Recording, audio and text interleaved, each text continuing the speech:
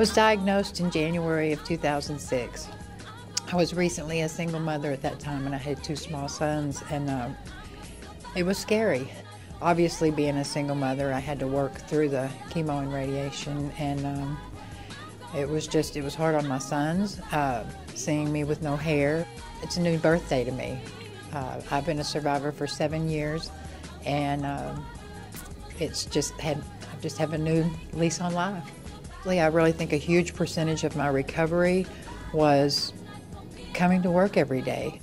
Everyone has something about Lancaster ISD that they love.